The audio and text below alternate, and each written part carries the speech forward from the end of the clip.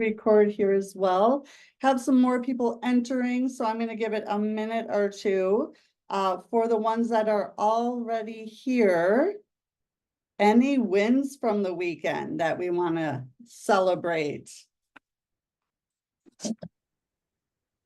Hi, Hello, welcome, welcome. thank you.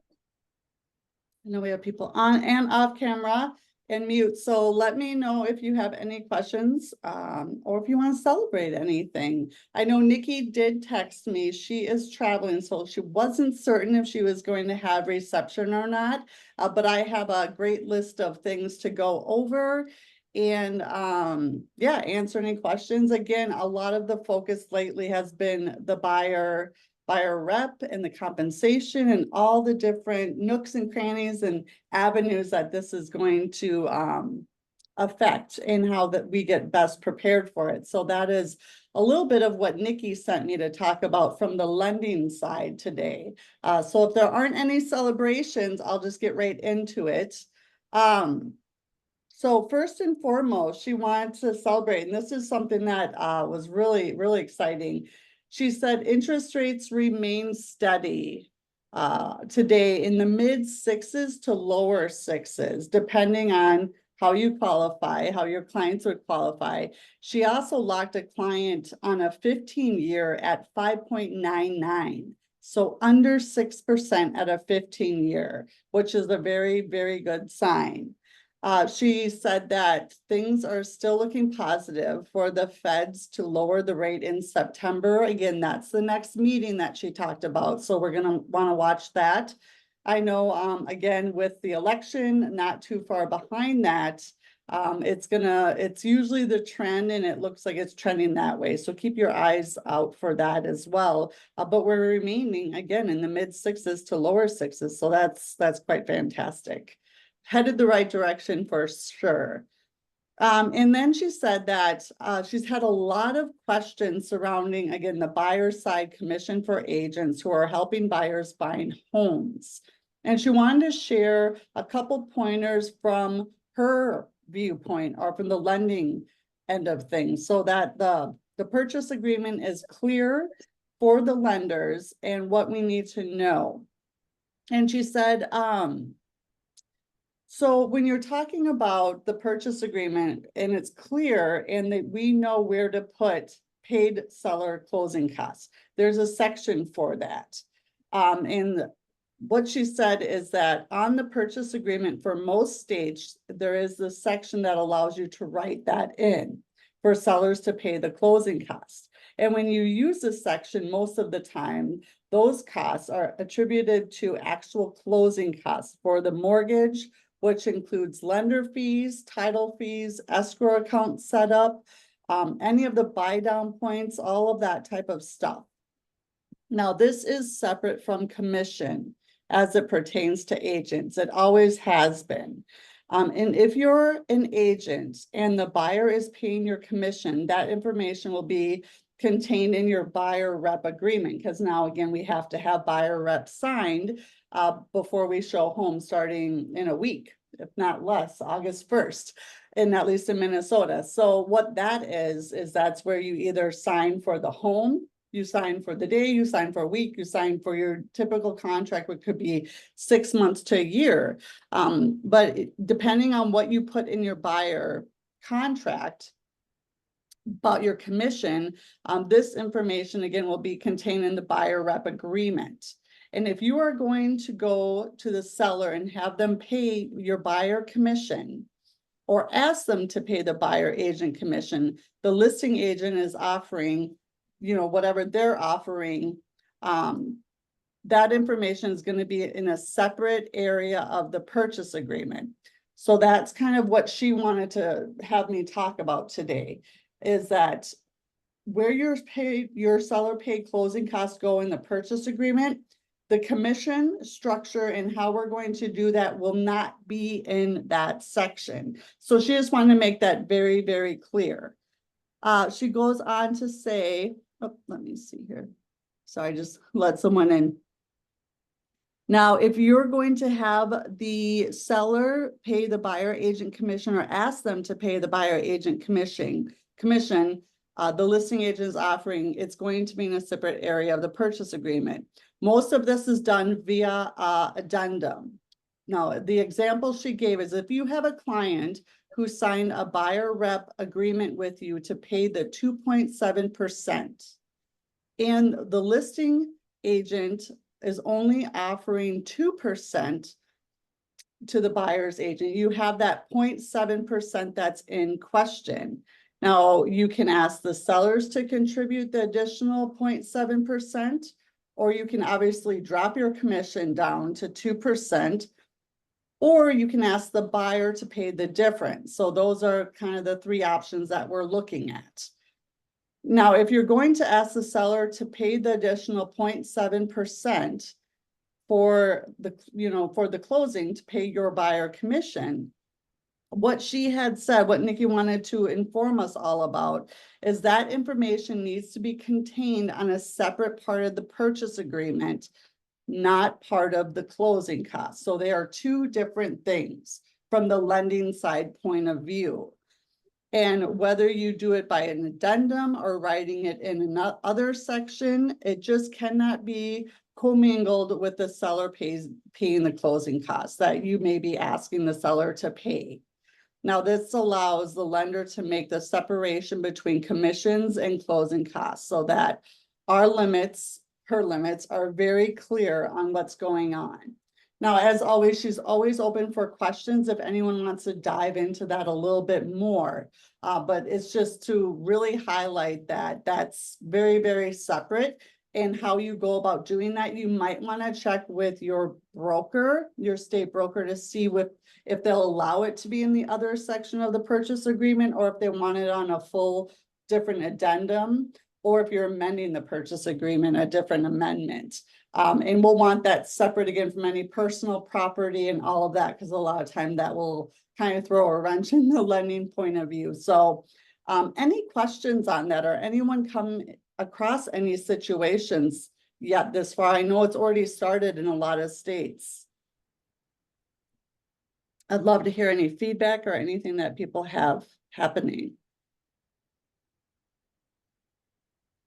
Nothing yet. Well, that's okay then. So at least we're getting very, very, very prepared. Does everyone feel like they're prepared? Or do you want to talk a little bit more about how we have these conversations, either with our sellers and how we show comparables and what other sellers are paying in the area, or with the buyers when you're going to, maybe you get a sign call and you have to figure out how you're going to have that individual that you don't know and have no relationship with sign agreement to show them the home.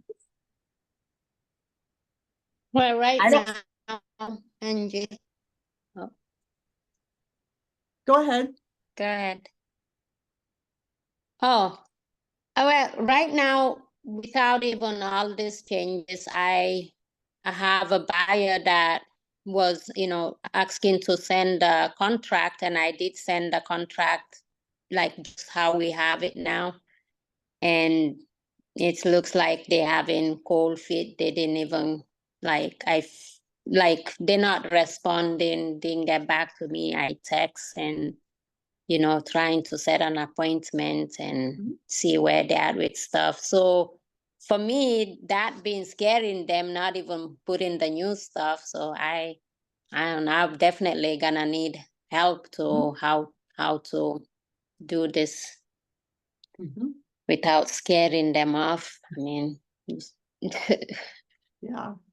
It's just, again, a lot of what we have to do, and especially if there's any newer agents on the phone or even seasoned agents, it's really about coming across as we're the experts, we're the real estate agent. I want everyone on this call to go at it with authority, to go at it with, that you have commitment to the process and you're really confident in what's happened.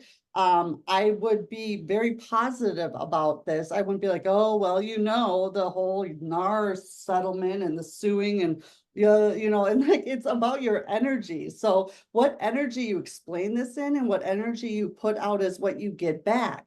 So if you go about it as matter of fact, this is what we're doing, and you're not negative about it, it's, you know, it is what it is. So again, it's what perspective are you coming at it from? So come at it from the perspective that this is a good thing, you know, and why it's a good thing. And that's where at EXP, there's so many different trainings on how to do this.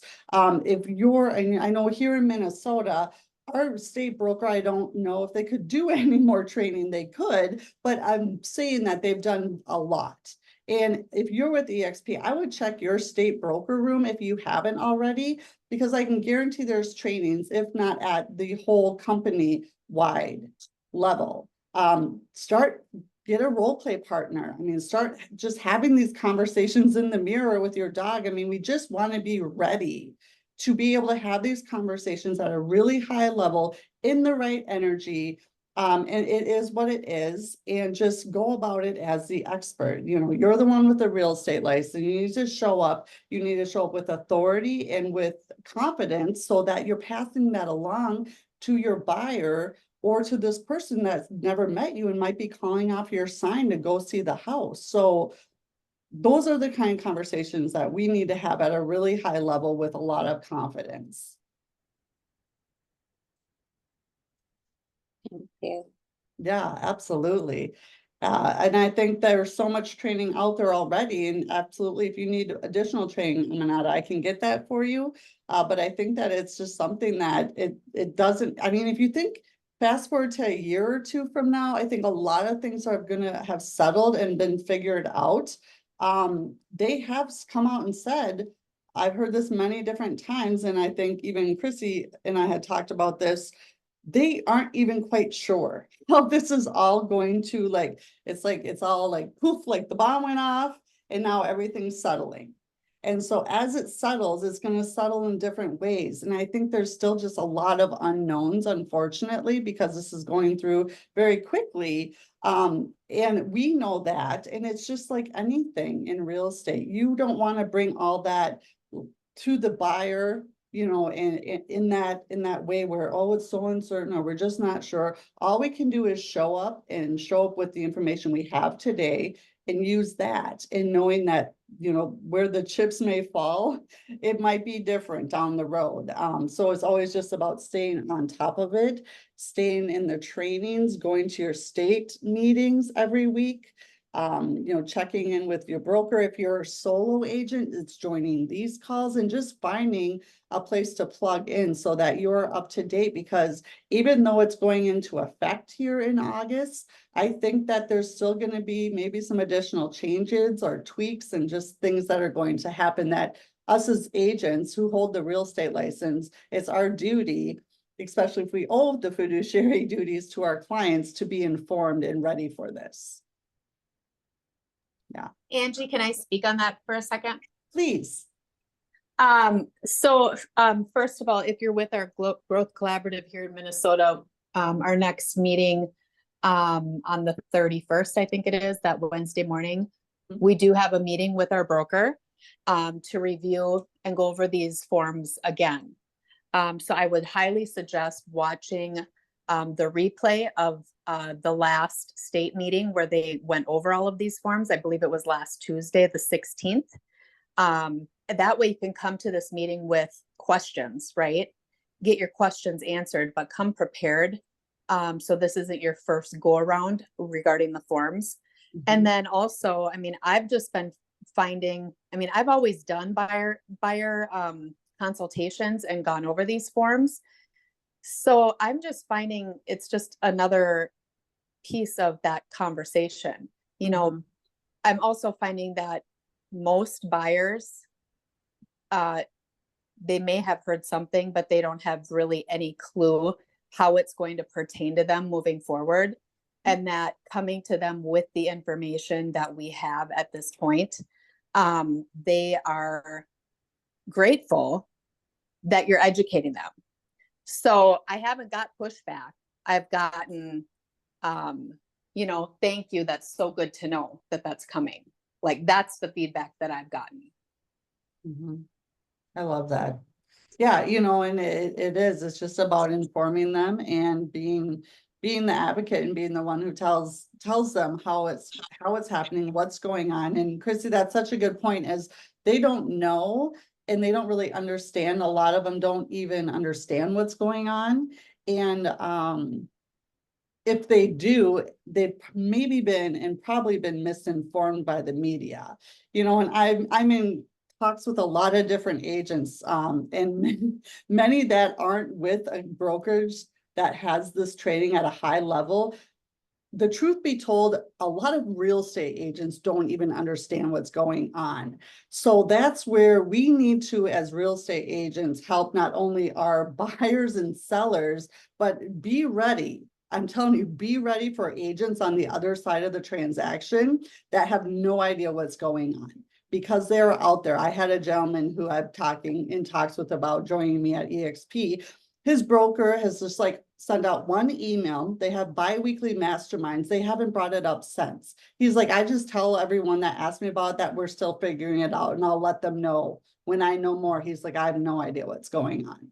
And this is the reality, okay? So that's where we need to be ready to not only educate our buyers and sellers, but there are going to be other agents that you're going to need to help as well. Because again, your client fiduciary duties, you got to do this. And unfortunately, but fortunately, at least we can be the ones that are prepared and the ones that are going to help other agents whose brokerages are not preparing them in any way, shape, or form. There's going to be forms missing. There's going to be a very big misunderstanding of what's going to be happening on both the listing side and the buyer side. So if you're going to a listing and that listing agent isn't sure about what's going on, which I guarantee will happen, be ready as the agent who knows what's going on to help that agent. Or maybe you have a video in queue that you can just text over to them that they can watch quick. And you know, unfortunately, but fortunately, this is where we can also stand out. And a lot of agents have said that this is where being the best and really elevating yourself to show up in that way, you will win, because a lot of agents aren't doing it and they're not doing it at the level they should. So we'll see what happens over the next year or two for sure. But I just encourage you to be ready for any and all conversations at every level.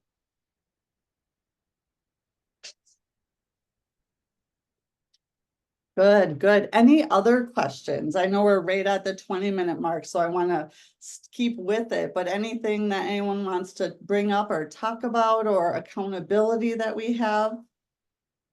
I have a quick question. Yes. So in Arizona, I was sitting on our state meeting last week. In Arizona, they were saying how EXP has like new forms that are dropping this week. And then we also have Arizona forms that are dropping as well. And like some of the EXP forms are the same as the Arizona forms, but more like explicit, I guess. So my question is like, do you know if we're going to have to do both sets of forms, like the EXP set and the Arizona set? Or are you guys having that as well in Minnesota, where you have two sets of forms? You know, Chris, I can answer that.